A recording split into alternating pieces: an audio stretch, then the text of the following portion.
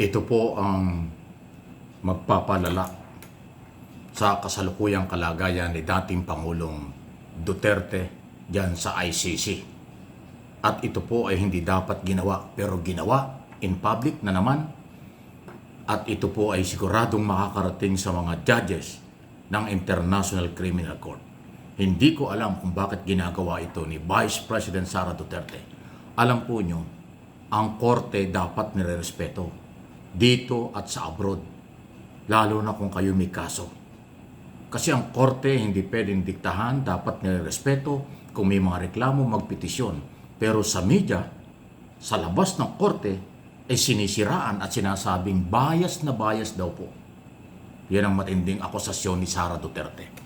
Bias daw po ang ICC dun sa kanyang ama, sa kanyang kaso ng kanyang ama. Abay, mabigat yan. Eto, pakinggan nyo itong report ng News 5 kasi sila yung pumick up nito. Gigi, ayon kay Vice President Sara Duterte, nahusgahan na raw kasi agad ng hukom ang kaso laban sa kanyang amang si dating Pangulong Rodrigo Duterte. Ayon kay VP Sara, hindi raw maituturing na Court of Justice ang Wow. ICC, kundi isang bias political court. Malinaw daw na ang gusto ng ICC ay ang makulong ang dating Pangulo. Inalmahan din ni VP Sara ang pagbangkit ng korte sa mga pahayag ng kanilang pamilya at ginawa pa raw itong basihan Siyempre. ng mga desisyon at kautosan ng Pretrial Chamber 1. Pakinggan natin ang pahayag ni VP Sara. Matindi yan. Kung na-prejudge na nila ang kaso ni Rodrigo Duterte, na-prejudge na po nato ang ICC as a biased political court, no? Hindi siya court of justice. Di na tamusali ka ng ICC. Uy, maghuna-huna na lang siguro ta sa karon ba sa edad ni PRD is about to turn 81 puhon-puhon. Yes. O yung Ginoo. Kung ang ginoo. Ang una-unaon na lang nato, no, kung unsa ang makahatag og moral support sa iya. Oh, Gigi, umuugong din yung Matindi, ano? panawagang palitan ang Defense Council or Defense Team ng dating Pangulo. Kasunod yan ng desisyon ng ICC na ipagpatuloy ang pre-trial proceedings ni Duterte. Pero ayon kay VP Sara, pag-uusapan raw nila ito ng kanyang ama kapag dinalaw niya muli ito. Gigi? ayan oh. Kita naman niya yung balitang yan. Yan, kaya na yung magpasya. Sa tingin ba ninyo, tama yan. Ako, kaya ko sinasabing mali. Sarili kong opinion yun. Interpretation. Dahil ako ay may karapatang magsabi ng opinion base sa pinanguhugutan, base sa kanilang ginagawa at sinasabi. Si Sara Duterte ay abogado at alam niya kung ano ang proseso ng batas at sa korte. Kahit sa ang korte, mga local, national o international court, dapat nire-respeto. Pag inakusahan mong bias, iba ang dating yan sa mga judges. Kasi tao lang din yung mga yan. Nasasaktan at pwedeng magalit. Walang judge sa buong mundo at anumang korte ang matutuwa pag sinabi mong bias. Hindi trabaho ng abogado na sabihing bias ang korte kasi pananagutan yan. Pag binalikan ka, pwede kang ma-contempt at kung hindi ka man hindi i-contempt, pwedeng maka-apekto yan sa kanilang gagawing desisyon. O kayong mga Duterte camp. Tuwan-tuwa kayo dahil matapang si Sara kahit saan sinasabi. Ay sa kanya na nga nanggaling eh.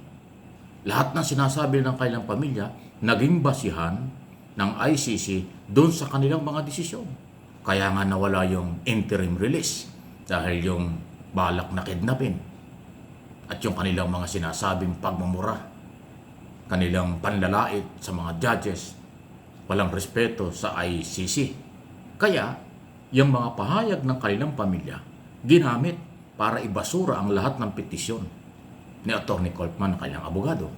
Alam ni Sara yun eh. Sinabi na nga niya eh. Tapos ito, nagsalita na naman siya ng bias.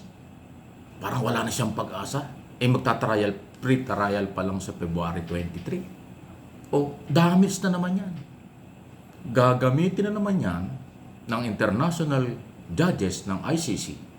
Yang sinabi niyan, anak ng Pangulo at dating Pangulo at Vice President ng bansa at isang abogado. Alam mo kung ang magsasalita nito ay isang pangkarniwang walang alam sa rule of law. Pangkarniwang mamamayang Pilipino. Hindi yan papansinin ng ICC. Kasi yung sinasabi nila, ignorance of the law yan. Yan ang sagot lang nila. Pero Vice President at abogado, hindi yan ibabaliwala. Tandaan niyo sinasabi ko.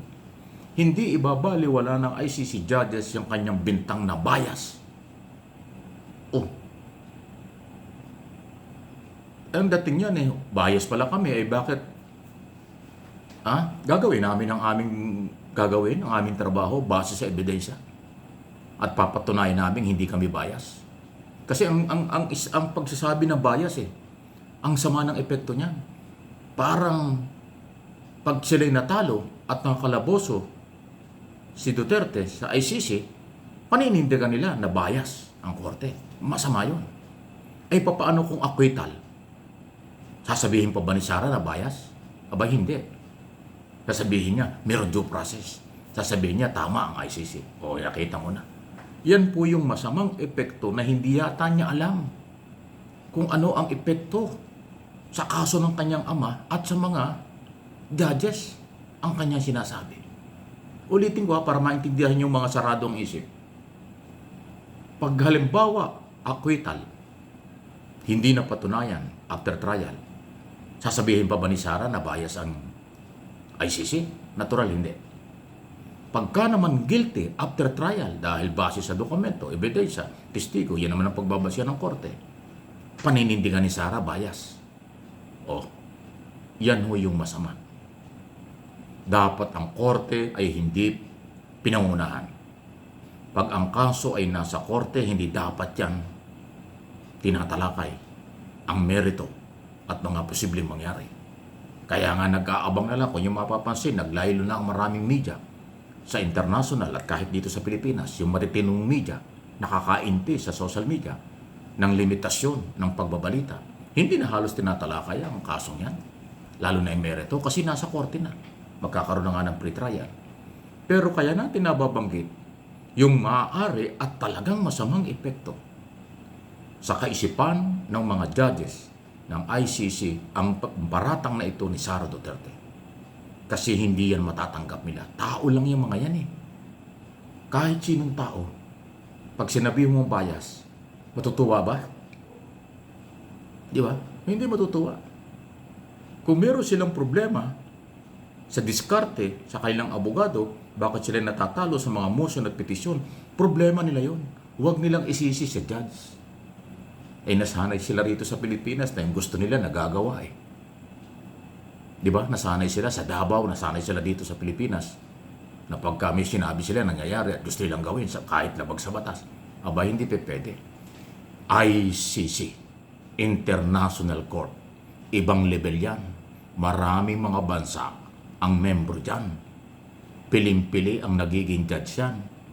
Huwag gawing mababaw, huwag magpakababaw, dahil pag nakamababaw, makikialam, may masamang epekto sa kaso at sa akusado, baka makalaboso